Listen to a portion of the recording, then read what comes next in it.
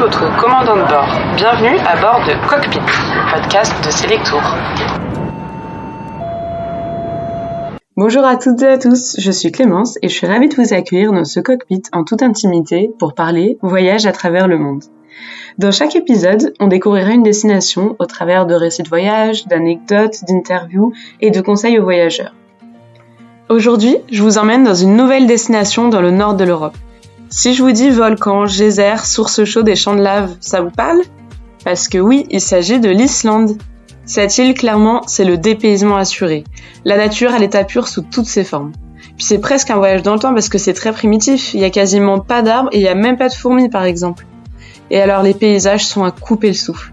Vous y verrez des espaces désertiques immenses, le plus grand glacier d'Europe, un nombre incalculable de cascades, des montagnes de toutes les couleurs, des aurores boréales, des rivières chaudes. Comme dit la citation, partir en Islande, c'est se prendre une grosse claque par Dame Nature et tendre l'autre joue. Jenna MZN est une influenceuse lifestyle et voyage et avec son compagnon, ils ont choisi de visiter l'île en 4x4 en plein été pour profiter des températures douces et des longues journées.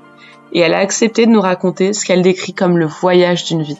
Hello Jenna. Bonjour Clément. Donc du coup, tu as accepté de venir nous raconter ton beau voyage en Islande où tu étais cet été, donc au mois d'août. Alors déjà, la première question qu'on peut se poser, c'est pourquoi avoir choisi l'Islande en été quand tout le monde part plutôt au soleil à la plage. C'est quoi qui t'a attiré, qui t'a donné envie ?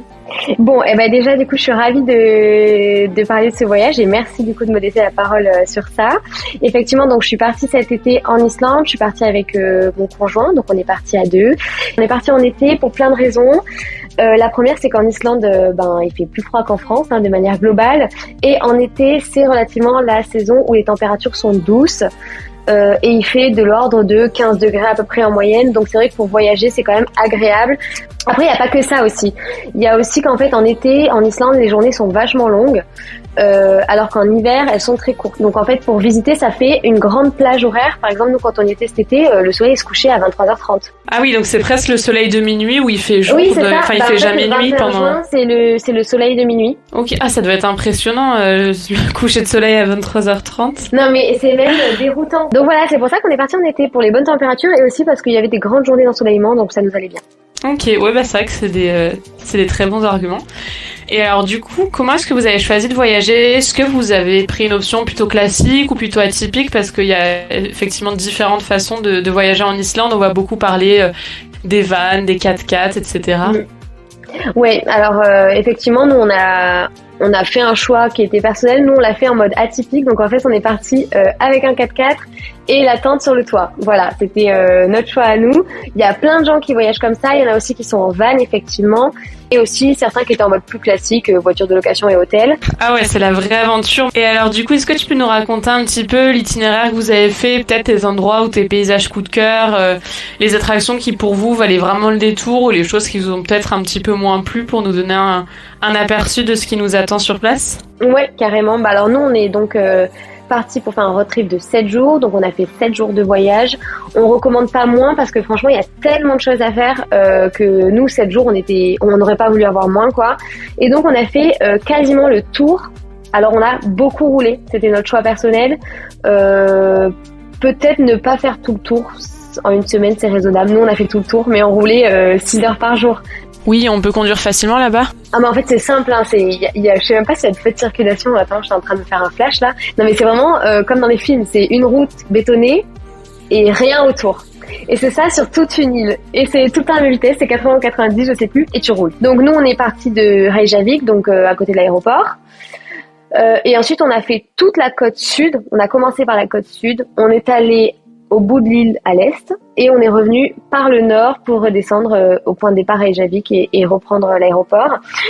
Donc on a commencé par tout le sud. En fait, le sud c'est un peu le truc à faire obligatoire et le plus touristique. C'est le cercle d'or en fait. C'est 3 sites naturels qui sont vraiment rapprochés et magnifiques. Et c'est vraiment le plus touristique, c'est-à-dire qu'il y a des gens qui font pas tout le tour et ils font au moins déjà la partie sud, le Cercle d'Or. Voilà, la partie sud, c'est celle où il y a le plus de choses à faire. Ouais, c'est l'incontournable. Franchement, venir en Islande et pas faire le Cercle d'Or, on passe à côté des 3, enfin, il y a tellement de beaux sites, je pourrais pas dire que c'est les 3 plus beaux parce que tout est beau en Islande, mais voilà, c'est 3 sites, on va dire, incontournables. Donc on a commencé par le Cercle d'Or, on a fait le volcan Kerio, on a fait des chutes d'eau, on a fait Geyser. Alors c'est compliqué les noms là-bas, du coup, peut-être que je vais pas tous vous les dire parce que le nom c'est impossible à retenir. Mais voilà, on a fait les geysers, c'était magnifique. On a fait les cascades, les canyons, voilà, toute la partie sud.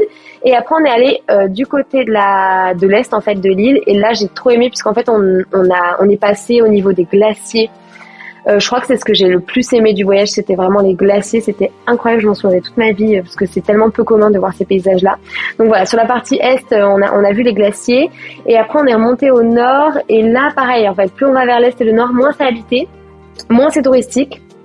Donc c'est assez pas Walking Dead, mais voilà, c'est vraiment très préservé, quoi. C'est vraiment la partie, c'est vraiment la partie de l'Islande qu'avec les locaux, voilà, même eux, il y a des maisons. Enfin, c'est très écart, enfin, c'est pas des grandes villes, quoi. C'est vraiment peu habité, peu touristique. Et donc là, au nord de l'île, on a fait principalement les grottes, on a fait des petits volcans, on a fait les bains chauds. Il y avait des bains chauds. Et c'est là aussi où, en fait, au nord de l'île, on peut beaucoup voir les baleines. C'est vraiment les spots pour observer les baleines, c'est au nord de l'île. Et alors, pour ne pas tous les citer, est-ce que tu as 2-3 peut-être de tes sites préférés dont tu voudrais dire les noms ou raconter quelques petites anecdotes ou conseils un peu avec ton retour, toi qui as été sur place? Oui, carrément. Alors, déjà le premier que je peux vous dire, donc c'est les glaciers. Alors, je vais essayer de le prononcer, mais c'est en islandais. Donc, c'est Fjalsárlón. Alors, je sais pas si ça se dit comme ça, mais Fjalsárlón. Donc, en fait, c'est le lagon glaciaire et franchement, c'était un des plus beaux trucs que j'ai vu là-bas. C'est juste magnifique. En fait, c'est un endroit rempli d'icebergs. C'est dans le sud de l'Islande et c'est vraiment un lac énorme qui est formé de fonds glaciaires, d'icebergs.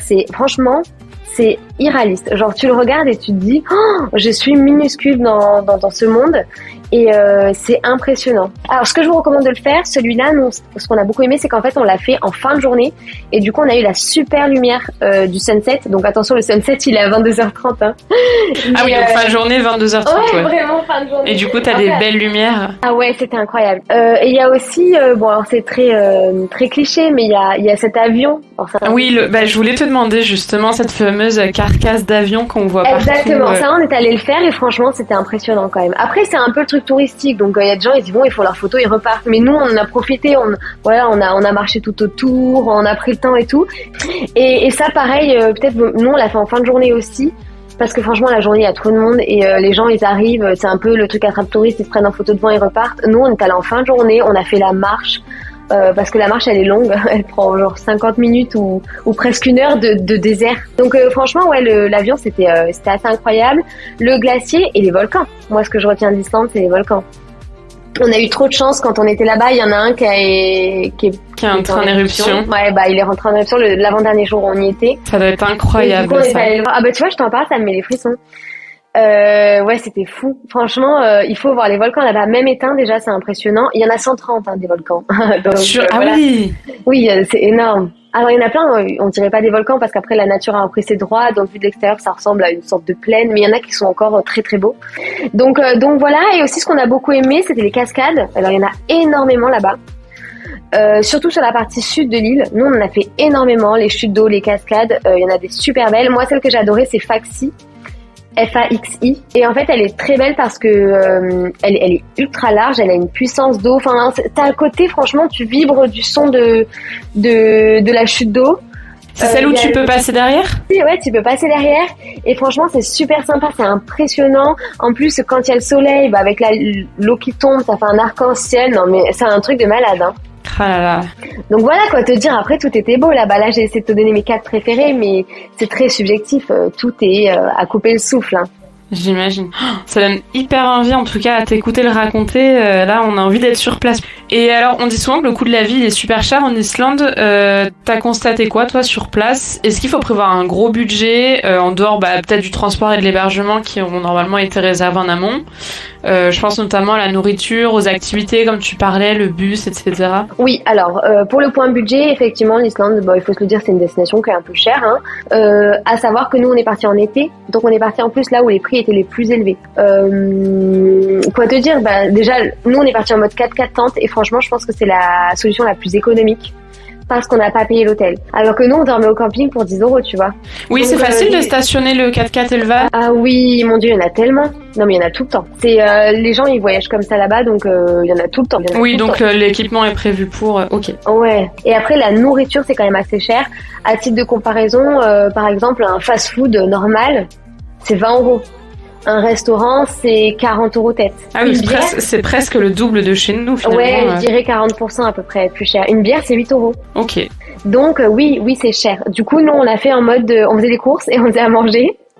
Et là, d'ailleurs, j'ai une petite astuce pour ceux qui veulent faire les courses. Il y a des enseignes qui sont plus chères que d'autres et la moins chère de toutes, c'est Bonus. C'est une chaîne de supermarché. Ok, c'est bon de savoir ça. Ouais, c'est un petit cochon rose. On le reconnaît super bien de dehors parce que sur le supermarché, on voit ce cochon rose. Et voilà, c'est la chaîne Bonus et c'est la moins chère pour faire les courses. C'est vraiment celle que je recommande. Ok, et ouais, ça c'est bon à savoir. Merci pour le petit tips supermarché. Ouais, avec plaisir. L'essence est chère aussi.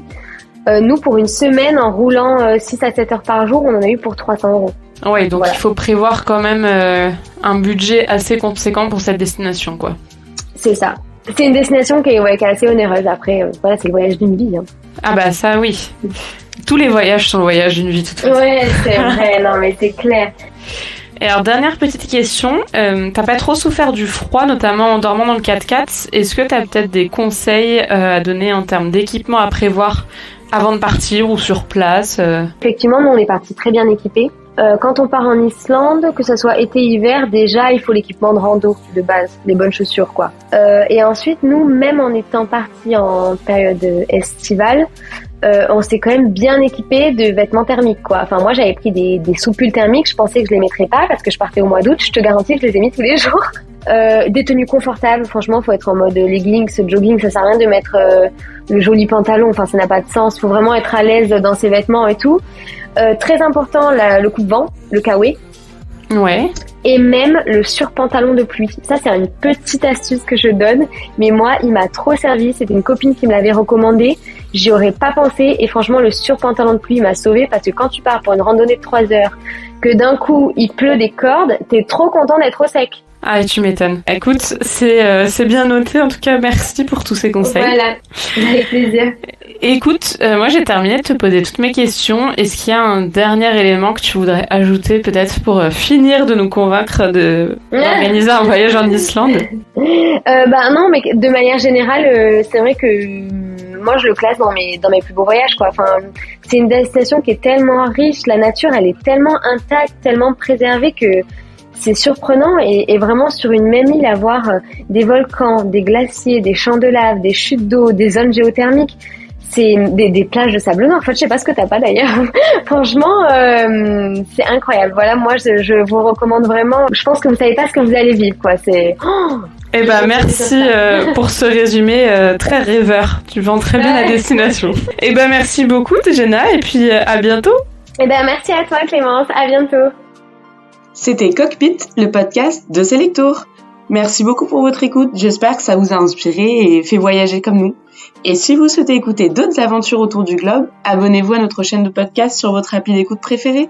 Et vous pouvez aussi nous suivre sur nos réseaux sociaux, Facebook, Instagram, Twitter et TikTok, @Selectour. À bientôt dans le cockpit. Ici votre commandant de bord. Nous venons bien d'atterrir en Islande et la température extérieure est de 9 degrés Celsius. Merci d'avoir choisi Cockpit pour ce voyage audio. Nous espérons vous revoir très vite.